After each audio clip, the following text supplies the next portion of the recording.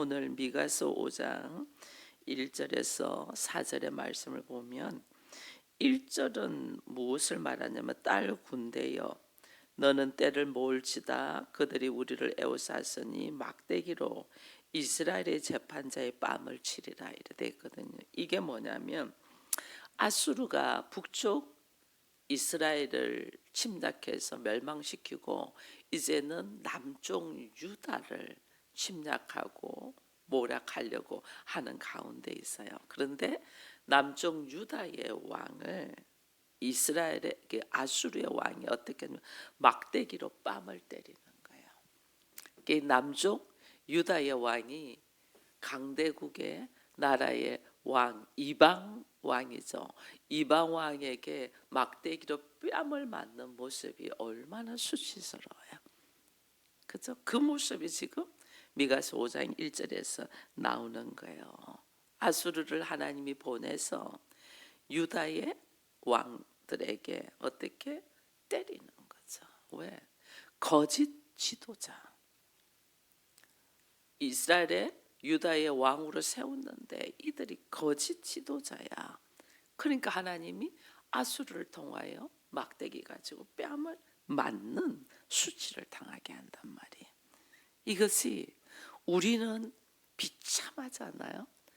그래도 하나님을 믿는 하나님의 백성, 하나님의 선택받은 자가 이방의 왕에게 막대기로 뺨을 맞는다. 수치 중에 수치죠. 근데 우리는 뺨을 맞는 것만 수치로 느껴요. 내가 하나님 앞에 잘못되고 거짓 지도자로 서 있는 것은 수치로 못 느낀단 말이에요. 내 자신이 부끄러운 것에 대하여 수치를 못 느끼고 이걸 어떻게 하면 덮고 해서 들키지 않으면 되는 줄 아는 거예요. 근데 그것이 사람에게는 그게 가능해요. 사람은 보이는 것만 갖고 행동하니까. 근데 하나님 앞에서는 그게 가능할 수 없잖아요. 하나님은 오히려 우리의 수치와 부끄러움과 죄악 같은 것을 밝히 드러내잖아요. 밝히 드러내서 그것을 나는 도무지 거기서 노인받을 수 없는 존재이기 때문에 그리스도의 보혈로 하나님의 전적인 은혜로 노인받을 수 있도록 내가 죄인됨을 고백하고 그리스도의 전적인 은혜로 내가 다시 서기를 바라는데 우리는 그렇게 안 한단 말이에요. 그러니까 하나님이 강대국 아수르를 이 이스라엘에 보냈다. 하나님의 허락하심이거든요. 나의 수치를 그대로 밝히 드러낸다. 근데 감사하게는 2절에 보니까 베들레헴 에브라다야 너는 유다 족속 중에 작을지라도 이스라엘의 다스릴 자가 네게서 나온다. 이렇게 지금 하고 있는 거예요. 그렇게 수치스러운 나에게 주님이 뭐라고 하냐면 베들레헴 에브라다야 네가 자꾸 보잘것없을지라도 너에게서부터 메시아가 나온다. 이 지금 상반된 모습을 하나님이 이 1절 2절을 통해서 보여주시는 거죠. 정말 보잘것없는 나. 그래서 그 수치를 드러내기 위해서 내가 누군가를 알게 하기 위해서 강대국 아수르를 통하여 정말 뺨을 맞는 부끄러움을 당하는 모습까지 끄집어내고서는 하나님이 어떻게 그러나 네가 그렇게 작을지라도 그렇게 볼품 없을지라도 너를 통하여 메시아가 하나님의 나라가 이루어질 거야. 베들레헴 에브라다야 하고 이야기를 하는 거죠. 하나님은 택하신 백성들을 우리가 왜 이렇게 내가 높아지고 내가 커지고 내가 뭐 잘났고 할 때 하나님의 역사가 안 일어나고 내가 너무 보잘것없고 부족하고 어리석고 미련할 만큼 부끄러울 만큼 내 모습을 발견할 때에 하나님은 그때 역사하신단 말이에요. 신명기 오늘 여기 책자에도 있잖아요. 신명기 7장 7절에 보니까 이스라엘 민족이 모든 민족보다 수요가 가장 적기에 그들이 커서 택한 게 아니고 가장 작기에 그 양 위아래의 강대국에서 가장 작은 나라이기 때문에 하나님이 선택했다. 예수님도 가장 작은 곳 베들레헴 에브라다로. 이 에브라다는 베들레헴의 옛 이름인데 유다의 이 다윗의 원래 고향의 모습이거든요. 그래 아주 작은. 여러분 다윗도 하나님 앞에 기름 부음을 받을 때에 형들이 다 있잖아요. 다윗이 막내예요. 막내인데 다윗이 집 안에서 형제들과 함께 잔치를 베푸지를 못했어요. 우리는 막내 같으면 막내 챙길 거 아니에요. 제일 막내를. 근데 걔는 어디에 있었냐? 들에서 양을 쥐고 있었다니까요. 형들은 사무엘을 맞이할 준비를 하면서 깔끔하게 차려입고 파티를 할 준비를 하고 있는데 막내인 다윗은 들에서 양을 쥐고 있었단 말이에요. 보잘것없는 모습. 그 보잘것없는 모습을 하나님은 어떻게 선택했어? 그에게 기름 부었잖아요.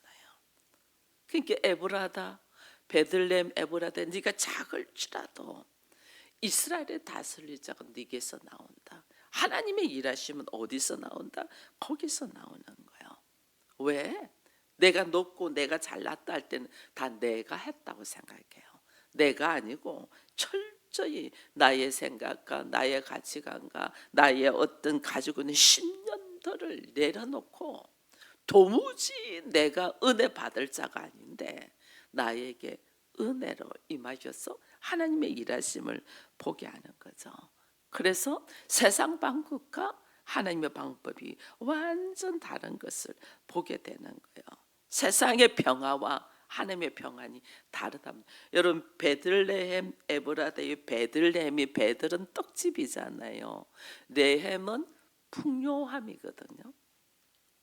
떡집에서 풍요로움이 나타나는 거예요. 하나님은 오늘 우리에게 우리들의 모습이 어떻게 아주 작은 떡집에서 거기에서 어떻게 굉장히 풍요로움을 누릴 수 있는 방법을 지금 이야기를 해주거든요.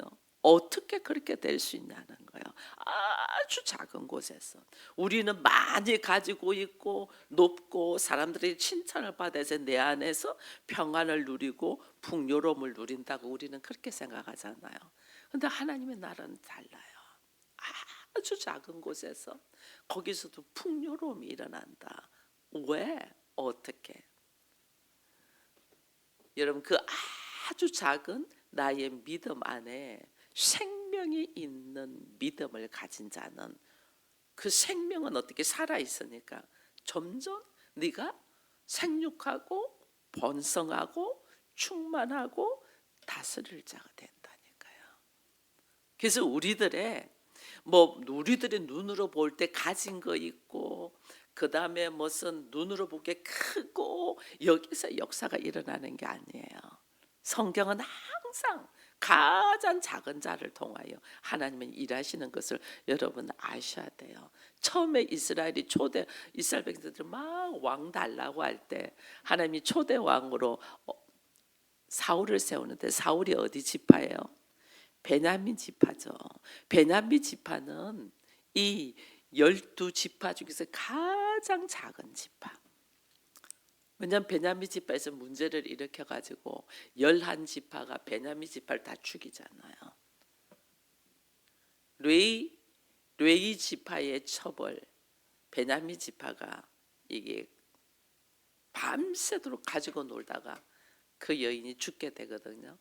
그걸 레위가 지파들 앞에 가지고 오면서 그 베냐민 지파를 전부 다 죽여요. 나중에는 거의 다 죽이고 한 500명 정도 남아있을 때 이야기를 해요. 우리가 그래도 우리 형제인데 완전 몰살시키는 그렇다. 이제 아주 작아서 힘도 못 쓰는 모습인즉 이들을 두자. 그래서 어떻게 자기들의 딸을 결혼시켜서 이 지파가 생존될 수 있도록 만든 것이 베냐민 지파예요. 그래서 누구 앞에서도 말할 수 없는, 왜냐하면 그들의 처분만 바라고 있었거든요. 그들이 살려줘서 11지파가 살려줘서 생존되어 있는 지파가 베냐민 지파다. 근데 왕을 달라고 막 하는데 하나님이 어떻게 그 베냐민 지파인 사울을 선택한다. 그때 그 사울이 깜짝 놀라죠. 나는 작은 아이다. 나는 이것을 감당하기 어렵다. 그래서 사울이 평생 사람들 눈치 보잖아요. 자기 지파에 사람이 없어. 다 에브라임 지파, 므낫세 지파 이런 게 크잖아요. 다른 지파가 훨씬 커. 자기 지파는 말할 수 없이 적어. 그러니까 사울이 왕이 되었어도 사람들에게 인정받으려고 사람들 비유 맞추다가 넘어지잖아요. 하나님이 그를 세우셨는데 하나님이 세우신 것에 대한 믿음을 가지고 나가야 되는데 사람 비유마다가 넘어지거든요. 굉장히 작은 지파를 통하여 하나님은 일하셨단 말이에요. 오늘 우리 마찬가지예요. 주변의 사람들이 잘 살고 잘 먹고 뭐 가진 것 많고 막 그럴 같은데 하나님 어떻게 나의 아주 작은 내가 스스로 뭘 할 수도 없는 근데 그 안에 믿음이 무슨 믿음이냐? 생명이 있는 믿음이라는 거예요. 그 생명이 있는 믿음이라는 말은 다른 말로 예수가 있냐는 거죠. 예수는 우리에게 생명이니까 그냥 내가 믿습니다 하고 믿음 좋은 것처럼 행동하면서 사람들의 눈에 저 사람 믿음 참 좋아 이게 아니에요.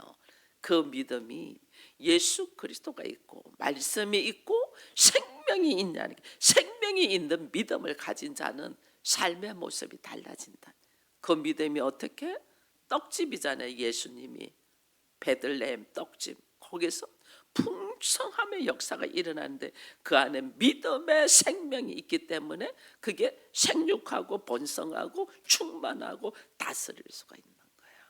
그래서 우리가 신앙생활을 하면서도 그냥 교회만 다니고 뭐 예배를 드리고 그다음에 봉사를 하고 기도를 하고 이것으로 형식적인 모습은 나로 하여금 나의 인격이 생명이 있는 믿음으로 변화시키기 위한 과정이지 그것이 믿음이 아니에요. 내 안에 믿음이 하나님의 말씀을 통해서 하나님의 세계, 생명이 있는 믿음은 하나님의 세계로 들어가는 거예요. 작은 손바닥만한 구름을 바라보면서 비가 올 것을 알 수 있는 믿음. 이게 다르는 거예요. 그래서 우리 안에 얼마나 메시아가 비천한 곳에서 태어나잖아요. 구유에서 태어나잖아요. 이게 지금 주께서 우리에게 다 말씀하시는 거예요. 이 뭐냐면 네가 그렇게 비천하고 연약하고 작을지라도 주께서 그를 들어세우면 누구보다도 높아진단 말이에요. 그게 뭐예요? 죄인이 나를 죄로 말미암아 허덕이면서 무엇을 해야 될 줄 모르는 나를 하나님이 세우시면 하나님의 자녀, 하나님의 나라의 상속자 예수 그리스도와 함께 하나님의 자녀의 권세를 누리는 자가 된단 말이에요. 이게 오늘 신앙생활이고 믿음인데 우리는 이걸 모르니까 늘 허덕이는 거죠.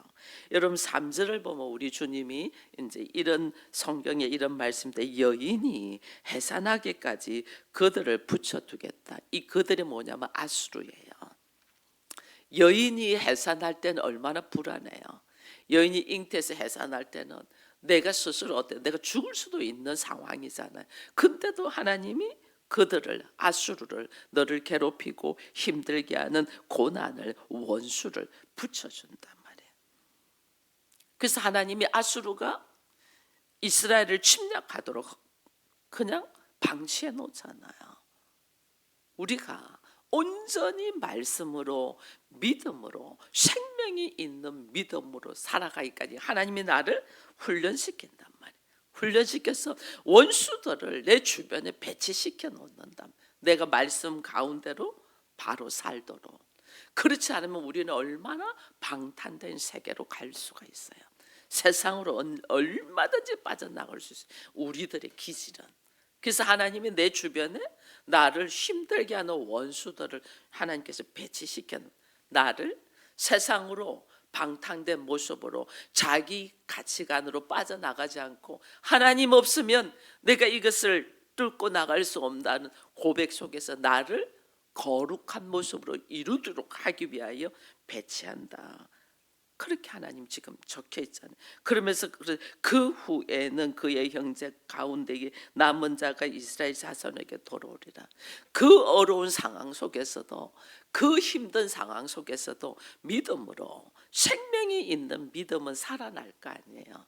믿음이 있는데 생명이 없는 믿음은 넘어져요. 살아나지. 근데 내가 생명이 있는 믿음이 있는 자는 어떤 어려움 속에서도 살아나잖아요. 바위 틈 속에서도 새싹이 나와서 꽃을 피는 것처럼 생명이 있으면 그렇게 된다. 근데 나의 믿음이 얼마나 생명이 있는 믿음인가, 이걸 봐야 돼. 그냥 형식적인 신앙생활을 하는 자가 아니고 얼마나 생명이 있냐, 이걸 보는 거야. 이 생명이 있는 믿음으로 네가 남은 자가 되면 하나님은 나를 온전한 믿음의 사람이 되고 하나님 나라를 상속하는 자가 되게 하기 위하여 원수를 내게 배치해 놨을지라도 나의 믿음이 생명이 있는 믿음이면 어떻게 남은 자로서 살아난단 말이에요. 그래서 남은 자가 되면 뭐가 돼요? 4절에 보니까 그가 여호와의 능력과 그의 하나님 여호와의 이름의 위엄을 의지하고 서서 목축하니 그들이 거주할 것이다. 이제 그가 창대하여 땅끝까지 미친다, 이 말이잖아요. 나는 한계가 있고 나는 부족한데 나의 모습으로는 이 뚫고 나갈 방법이 없어. 왜냐하면 하나님이 나보다 훨씬 크고 힘 있는 강대국을 붙여버린다니까요. 그러니까 예수님도 이 땅에 오셔서 어떻게 해요? 고난을 받으시잖아요. 예수님도, 하나님의 아들도 이 땅에서 고난을 받아요. 어떻게 그들이 죽이려고 덤벼드는데 예수님은 이 땅에 오셔서 십자가를 지기 위하여 오셨기 때문에 하나님이 십자가를 지도록 죽입니다. 근데 그 예수의 십자가의 보혈로 우리는 하나님의 자녀가 되는 위치로 하나님을 올리시기 때문에 주님은 반드시 십자가를 지셔야 돼요. 근데 우리 하나님이 십자가를 지는 걸로 그치지 않냐고 그를 부활시키셔서 하나님의 보좌 우편에 앉게 하시고 예수님의 말씀대로 내가 속히 오리라 하신 말씀대로 성령으로 그리스도의 영으로 다 우리들 안에 들어오도록 하셨잖아요. 우리들 안에 오시잖아요. 그 역사를 우리가 이제는 받을 수 있는 자가 되었음에 우리도 이 땅에 있는 동안에 내가 예수 그리스도를 영접하고 메시아를 영접하면 사단은 나로 하여금 죽이려고 얼마나 하는지 몰라요. 나를, 너 하나님처럼 너 왜 그렇게 살아?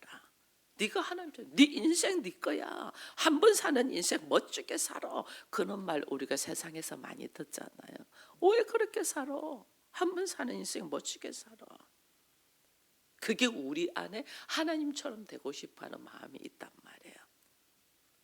근데 하나님은 우리 안에 그런 나의 생각을 예수 그리스도의 영, 말씀이 들어오면서 나의 육신적으로 하나님처럼 되고자 하는 생각들을 내려놓고 말씀을 통하여 내가 새로운 존재, 하나님으로부터 난 자, 하나님의 자녀가 되게 한다. 하나님의 자녀. 하나님의 자녀가 딱 되면 오늘 4절이 하나님께서 나를 돌본다 하잖아요. 목자 대신 예수께서 나를 돌보신다. 메시아는 하나님의 존귀와 능력을 가지고 왕이 되어서 땅끝까지 다스리는 자. 근데 오늘 누구도 나도 그리스도를 영접하고 예수로 말미암아 다스리는 자. 여러분, 우리를 얼마나 하나님은 자유하도록 하시는 줄 아십니까? 근데 우리가 내 안에 생명 있는 믿음으로 하나님 나라를 보지 못하고 누리지를 못하기 때문에 내가 자유하지 못하는 거예요. 어디 있어도 우리는 자유할 수 있는 자거든요. 하나님의 나라가 어디 있어도 하나님의 나라잖아요. 근데 그것이 우리 안에 어떻게 경험되냐? 생명이 있는 믿음으로 있어야 돼. 예수가 내 안에 있는 믿음으로. 그래야지 나도 걸어가는. 그래서 여기에서 어떻게 다스리고 하나님의 나라는 성령 안에서 의와 희락과 화평이 됐잖아요. 그 하나님 나 근데 그 하나님 나라는 어디 있냐? 여기 있다 저기 있다가 아니고 어디 있다? 나의 마음에 있다잖아요. 그 내가 내 마음 안에 성령 안에서 생명이 있는 믿음으로 갖고 있으면 내 마음 안에 주께서 어떻게 평강을 주잖아요. 평강을. 그러면 내가 내 안에 평강이 있으니까 나라는 존재가 어디를 가도 그곳이 평화가 오는 거죠. 평화가.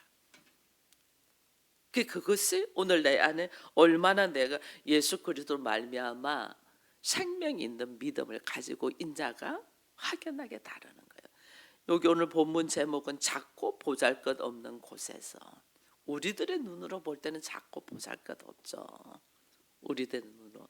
저는 이 여기에 하나님께서 교회를 다시 세우도록 하실 때 여기 와서 기도를 하는데 하나님 여기에 참 저는 몰랐는데 큰 교회가 참 많네요. 뭐 다 큰 교회야. 특히 이게 대치동이니까 더하잖아요. 이 큰 교회가 많은 곳에서 어떻게 저희같이 이렇게 작은 교회를 하나님 여기다가 말씀하시고 세우셨습니까? 이게요 진리의 성경의 진리된 말씀이에요. 인간은 다 외모적으로 크고 좋은 데를 가요. 왜? 거기 가야지 내가 폼이 나잖아.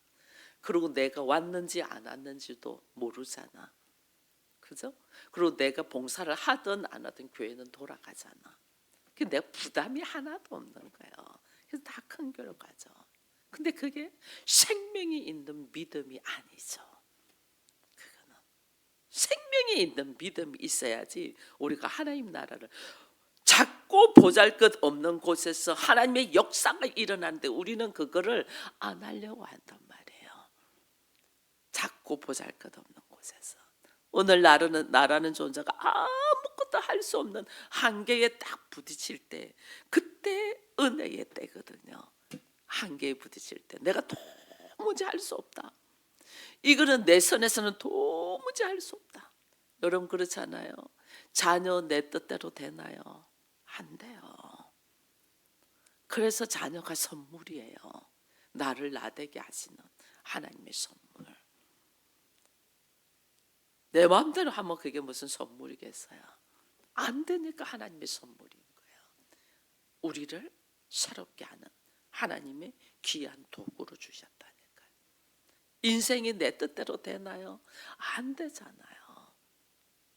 그러니까 이게 하나님의 은혜로 우리가 특별히 어떻게 하나님의 자녀가 될 수 있고 하나님의 나라를 누릴 수 있고 하나님 나라를 다스리겠어요. 이미 잃어버린 하나님의 은혜, 하나님의 영, 하나님과 내가 하나 될 수 있는 그 엄청난 에덴을 우리는 잃어버렸잖아요. 사단을 통하여. 근데 하나님의 그거를 우리도 하여금 다시 누리게 한단 말이에요. 생육하고 번성하고 충만하고 다스리는 권세를 다시 회복시키는. 그 어떻게 내가 되겠냐고요. 내 마음도 내가 못 다스리는데 이게 전적인 하나님의 은혜로 된단 말이에요. 근데 전적인 하나님 은혜로 내가 다시 일어설 수 있는 그 딱 변곡점이 어디냐? 나의 한계를 다 느끼고 나를 쫙 내려놓을 때예요. 하나님 도무지 전. 그래서 나의 한계를 느낄 때 부끄러워하지 마세요. 그게 하나님이 나를 이끌고 가시는 통로라니까. 축복의 통로로 가기 위한 통로라니까. 나의 한계, 와, 내가 아무것도 아니었네요. 이거 깨닫게 하는 거예요. 아무것도 아니에요. 우리는 티끌이었잖아요. 아브라함이 그걸 깨닫잖아요. 내가 티끌이었구나. 우리는 티끌이었다니까. 사도 바울은 내가 배설물이라고 했잖아요. 그냥 버려야 되는 거였구나. 그 많은 학문과 자기의 지식과 경험과 노하우가 배설물이었다. 그걸 느꼈. 근데 우리는 내가 뭔가가 되는 사람처럼 생각했는데 알고 보니까 내가 아무것도 아니네. 거기서 우리는 실망과 좌절과 허무에 빠져버린단 말이에요. 그게 아니고 그런 나를 그대로 인정하란 말이에요. 내가 아무것도 아니었네. 누군가가 나를 옷을 입혀줘서 그냥 내가 그 위치에 있었던 거예요. 그래서 보통 목회자들이 은퇴하면서 많이 무너져요. 목회를 참 말씀대로 잘했는데 은퇴하는 시점에 딱 되니까 내가 아무것도 아니네. 왜? 우리는 작은 교회라 여러분들이 목사님의 생활을 책임을 안 집니다. 뭐 질 수 있는 상황이 아니라 사택도 제공 안 하죠. 거기다가 뭐 사택 관리비를 주나요? 안 주죠. 목사님이 살아갈 수 있도록 생활비를 넉넉하게 주나요? 하나도 안 하니까. 근데 일반 보편적으로 큰 교회는 다 제공하잖아요. 사택도 주지, 사택 관리 생활도 넉넉하게 주지, 어디 간다 하면 전부 다 지원해 주지. 그게 다 받으면서 있으니까 몰랐던 거죠. 근데 은퇴 시점에 딱 되니까 어떻게 돼요? 사택을 내놔야 돼. 그럼 나는 어딘가에 집을 구해줘야만이 내가 갈 수 있어. 근데 그것이 집을 서울에서는 집값이 너무 비싸니까 못 구해주잖아요. 그러니까 저 서울 시내에서 큰 교회를 다니면는데 목사님들이 다 어디로? 외지로 조금이라도 저렴한 데로 이렇게. 그것도 마련해 주는 데가 큰 교회 나지 일반적인 교회는 또 못하잖아요. 그때 느끼는 거예요. 그래서 저한테 은퇴하시는 목사님이 말씀하시면 나는 아무것도 모르는 배짱이로 살았네요 이러더라니까요. 내가 이런 때가 올 것을 전혀 모르고 배짱이로 살았다는 거죠. 그때 옷을 벗으면서 느끼는 거죠. 나의 실체의 모습을 느끼는 거죠. 그러니까 어떻게든 몇 년이라도 더 하려고 하시는 거예요. 지금 우리 남지방에도 은퇴를 준비하시는 목사님들 많이 있는데 많이 생각이 다릅니다. 힘듭니다. 여러분, 우리는 옷을 입혀줘서 그 자리에 있어서 혜택을 받았을 뿐이지 내가 그게 아니라니까요. 남성분들이 직장에서 은퇴하면서 옷을 벗으면서부터 그때부터 자기 모습을 보는 거죠. 그래서 힘든 거예요. 옷을 입혀줬으니까 내가 뭐가 되는 줄 알고 막 했는데 실제로 옷을 딱 벗으니까 나는 아무것도 아니야. 할 줄 아는 것도 아무것도. 어린 시절에 엄마가 없으면 아무것도 못한 것처럼 지금은 아내가 없으면 아무것도 못하는 사람. 그게 오늘날 우리들의 모습이다니까요. 그걸 모르는 거죠. 근데 하나님은 내가 아무것도 아니고 보잘것없고 스스로 할 수 있는 것이 아무것도 없다는 것을 철저하게 인식되어서 그 인식 속에 생명의 말씀인 예수 그리스도가 들어옴으로 통해서 새로운 역사가 일어나는 것을 길을 열어주는데 우리는 내가 그 지경까지 갈 때까지는 예수를 안 찾는다니까요. 그리고 그 지경에 갔어도 예수를 찾는다는 것이 너무나 멋졌고 어떻게 해야 될 줄은 모르는 거죠. 여전히 자기의 사고와 방식대로 한다. 처절하게 내가 누군가를 인식하고 내가 아무것도 아닙니다. 하나님, 내 안에 생명 대신 예수 그리스도가 들어야만이 내가 다시 일어나며 번창하며 풍성하며 다스리는 자 베들레헴 풍성히 누리는 떡집이 되는 거예요.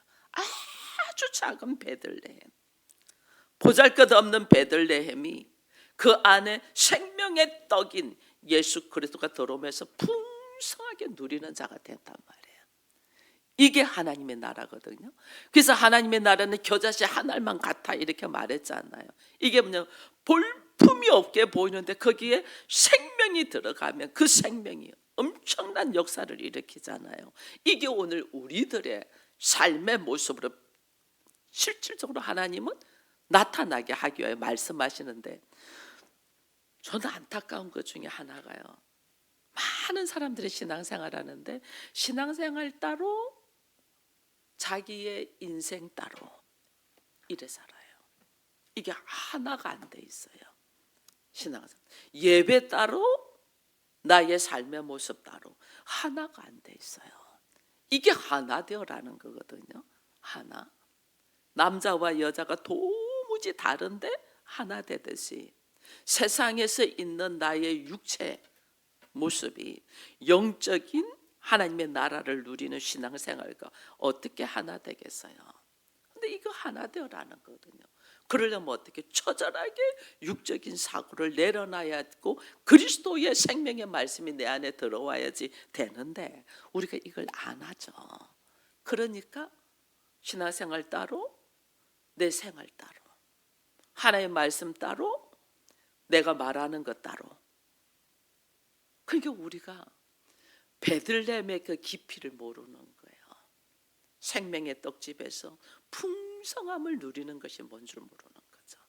이것이 하나 될 때 하나님은 나로 하여금 하나님의 나라에 보기에는 볼품없고 작고 저기서 뭐가 나올까? 무슨 나사렛에서 선한 것이 나와 이랬잖아요. 거기서 뭐가 나올까 했는데 거기에서 메시아가 나오더라. 거기서 능력이 나가더라. 거기서 우리가 그렇게 찾고 찾던 평화와 행복이 나오더라. 나의 믿음이, 그래서 믿음 생활이 형식적인 믿음 생활이 되지 말고 그 믿음이 내 안에 생명의 말씀이 있는 믿음으로 나아가는 은혜가 있기를 축원드립니다. 보잘것없는 나에게 예수 그리스도가 들어오심으로 말미암아서 하나님의 나라를 누리게 되는 우리의 삶을 기대하며 오늘 나의 믿음이 생명이 있는 믿음인지 안 그러면 겁대기만 믿음 생활하는 것처럼 행동하는지 그걸 돌아보면서 철저하게 하나님께서 주신 믿음의 선물을 우리가 다시 한 번 더 깊이 기도하며 누리며 생명으로 일어서는 은혜가 있기를 축원드립니다. 기도합니다. 하나님 감사합니다. 베들레헴 에브라다야, 너는 유다 족속 중에 작을지라도 너에게서 이스라엘의 다스릴 자가 날 것이라. 감사합니다 아버지. 이 보잘것없고 이 부족한 자를 통해서 하나님의 나라가 선포되며 주의 나라가 어떤 것인가를 누리면서 살아갈 수 있도록 이끄심을 감사합니다. 내 안에 말씀의 씨앗, 믿음의 씨앗, 생명이 떨어져서 시작된 것을 우리가 깨닫고 우리의 믿음이 생명이 있는 믿음, 예수 그리스도의 권세를 가지고 나가는 믿음인가를 다시 돌아보며 철저하게 우리들의 한 걸음 한 걸음이 주와 동행하는 은혜가 있게 하여 주옵소서. 이 사순절에 우리를 깨우시는 것은 네가 겉모습은 형식은 갖췄지만은 내용과 실체가 없음에 우리 안에 말씀의 내용, 믿음의 생명을 넣기 위하여 기회를 주셨음을 감사합니다. 이 사순절 기간에 회복되는 은혜가 있게 하여 주옵소서. 예수님의 이름으로 기도드리옵나이다. 아멘.